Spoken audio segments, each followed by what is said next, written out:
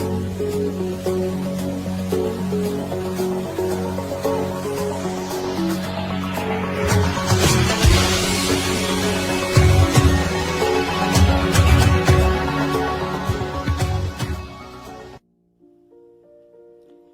Dios el causante de todos nuestros males?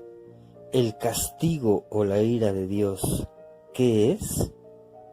Comenzaremos con un texto bíblico. Carta de San Pablo a los Romanos capítulo 1, versículo del 18 al 20.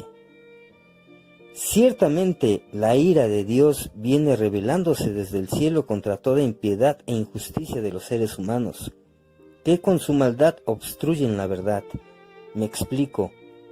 Lo que se puede conocer acerca de Dios es evidente para ellos, pues Él mismo se lo ha revelado, porque desde la creación del mundo las cualidades invisibles de Dios, es decir, su eterno poder y su naturaleza divina, se perciben claramente a través de lo que Él creó, de modo que nadie tiene excusa.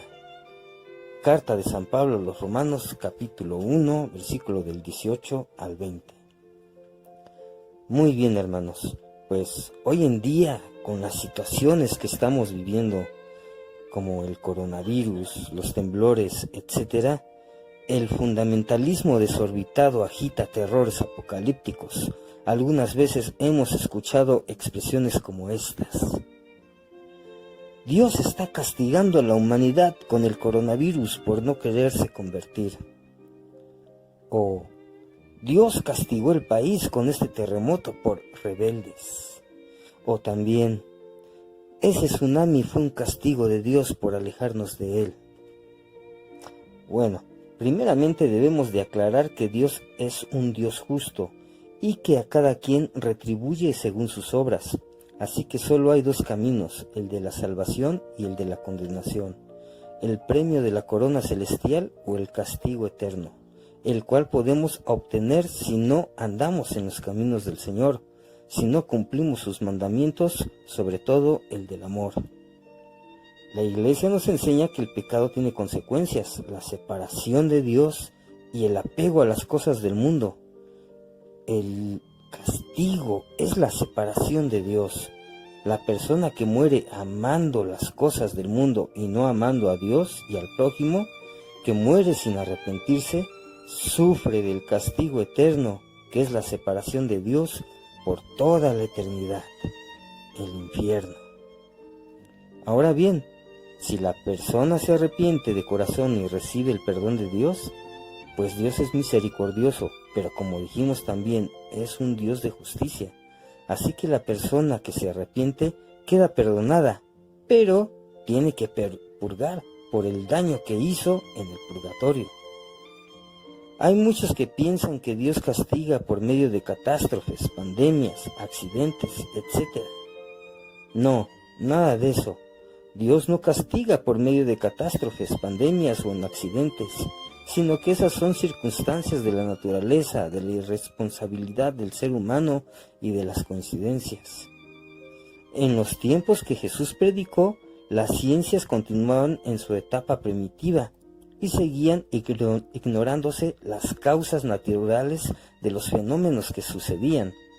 Fue entonces cuando Jesús aportó una idea nunca oída hasta el momento. Enseñó que Dios no manda males a nadie, ni a los justos ni a los pecadores, Él solo manda el bien.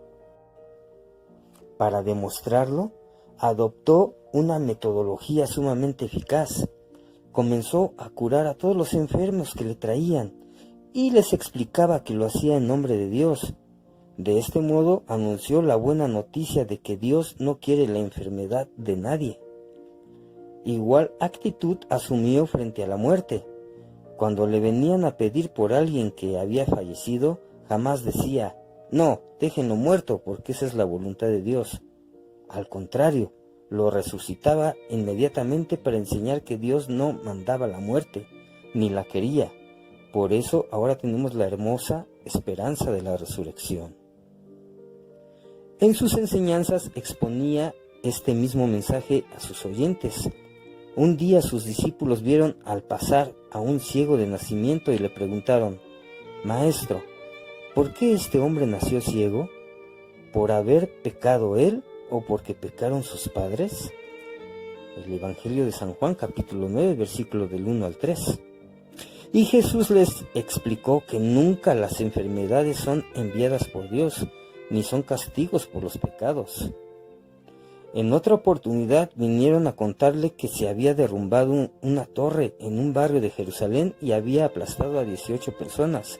Y Jesús les aclaró que ese accidente no era querido por Dios, ni era castigo por los pecados de esas personas, sino que todos estamos expuestos a los accidentes y por eso debemos vivir preparados. Jesús enseñó claramente que Dios no quiere ni manda las enfermedades, tampoco provoca la muerte, ni los accidentes, ni ocasiona directamente los fenómenos de la naturaleza en los que tantos seres humanos pierden la vida. Dijo que Dios procede solo lo bueno que hay en la vida, no lo malo, porque Dios ama profundamente al hombre y no puede mandar nada que lo haga sufrir. Juan capítulo 3, versículo del 16 al 17. Dice que tanto Dios amó al mundo que envió a su Hijo Jesucristo para que todo en el que Él crea no se pierda, mas tenga vida eterna. Jesús pues no explicó de dónde vienen las desgracias de este mundo, pero sí explicó de dónde no vienen, de Dios. No enseñó qué causas las provocan, pero sí enseñó quién no las provoca, Dios. Lo que sí, hermanos, es que en base a esas malas experiencias podemos y debemos meditar en qué le estamos fallando a Dios, pues estamos en esta vida para agradarle y además estar siempre preparados para recibir la corona celestial. No sabemos cuándo tenemos que partir de este mundo, ni cómo, ni en qué circunstancias. Lo que sí sabemos es que debemos estar preparados para cuando llegue ese día, tengamos una muerte santa, que estemos en amistad con Dios.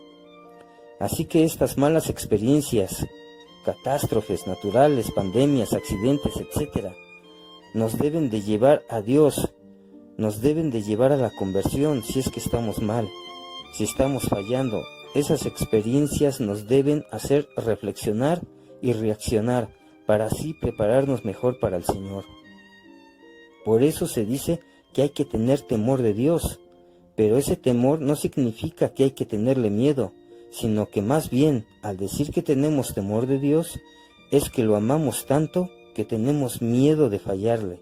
O sea que si decimos que una persona no tiene temor de Dios, queremos decir que esa persona no tiene amor por Dios. Así es, no tenemos por qué tenerle miedo a Dios, sino amor, pues Dios a través de toda la Escritura nos recuerda que Él nos ama con amor infinito. Así que queda claro cuando Dios sí castiga y cuando Dios no castiga.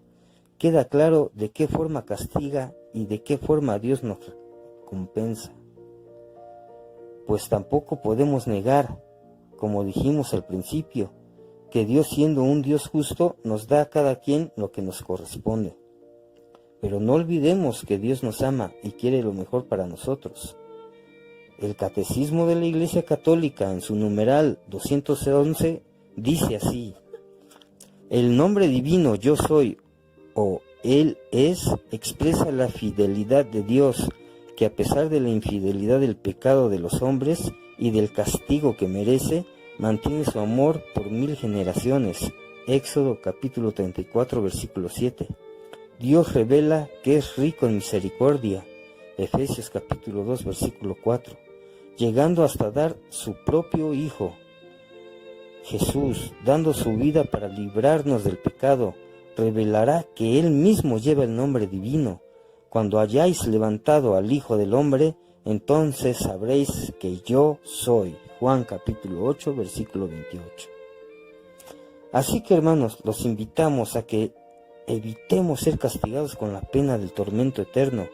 Los invitamos a seguir esforzándose en agradar a Dios y a estar preparados para nuestra partida final de este mundo, y así ser recibidos por Él con los brazos abiertos en su reino. Que Dios los bendiga.